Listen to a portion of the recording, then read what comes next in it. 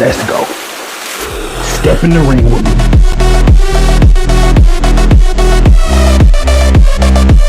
I'm a dog.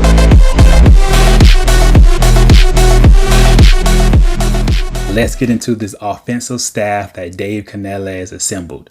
As you all should know by now, Dave Canales is our head coach, and he was a former Bucs offensive coordinator. Let's see who he picked to be on his staff. Assistant head coach / run game coordinator, Harold Goodwin. He was formerly with Bucs also. Wide receiver coach, Rob Moore. He was formerly with the Tennessee Titans. Running backs coach, Bernie Palamy. Same position with the Jags.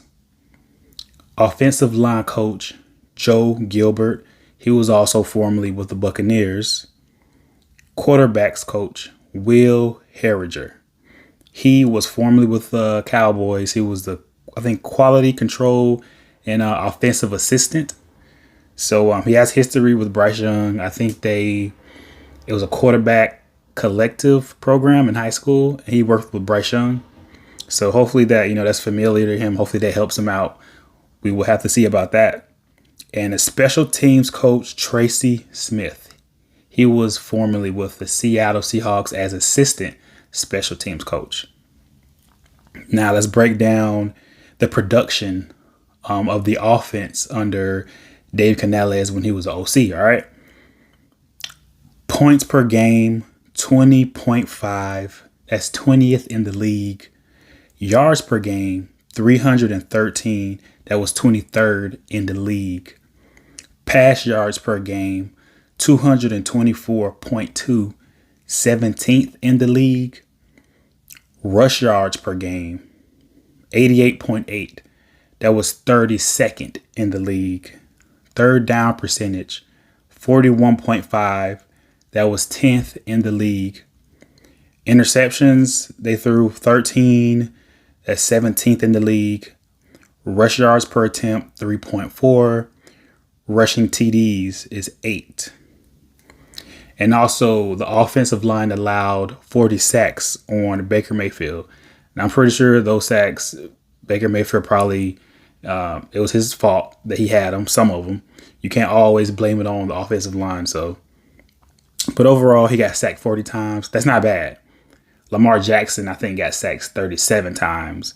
And, he has very good pocket awareness and he's fast. So 40 times is not bad at all. So they made sure their offensive line stayed on top of things. And we'll see if that transitions here and they're able to upgrade this line. I really hope so, because, Bryce Young was sacked 62 times.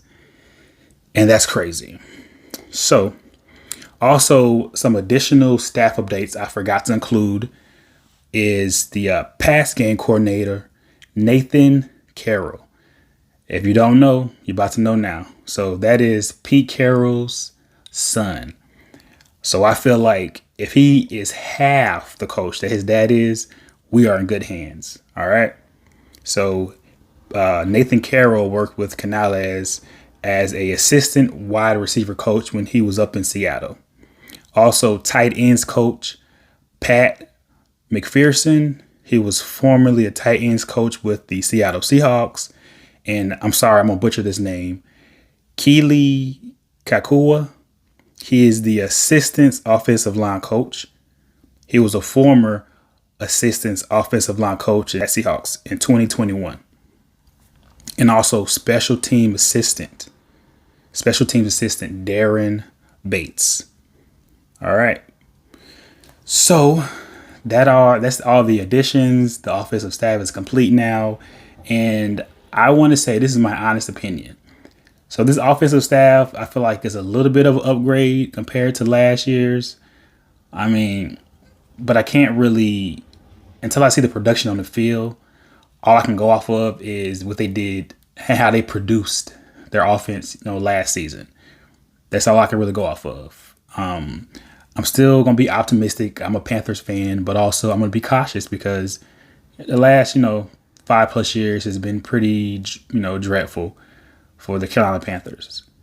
And when it comes to playoff droughts, when it comes to how, offensively we're being been crazy. So I have to wait and see about that. But we shall see, though. We shall see.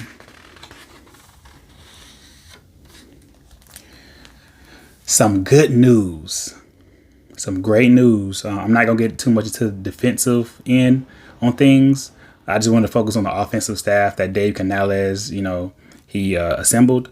But good news, the DC Ejiro Evero is back in business. He's back in Carolina, and I am so excited about that. All y'all fans should be excited about that.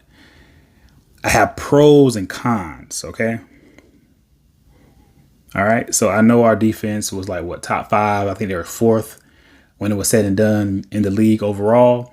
But the issue is, actually, let me start with pros first, okay?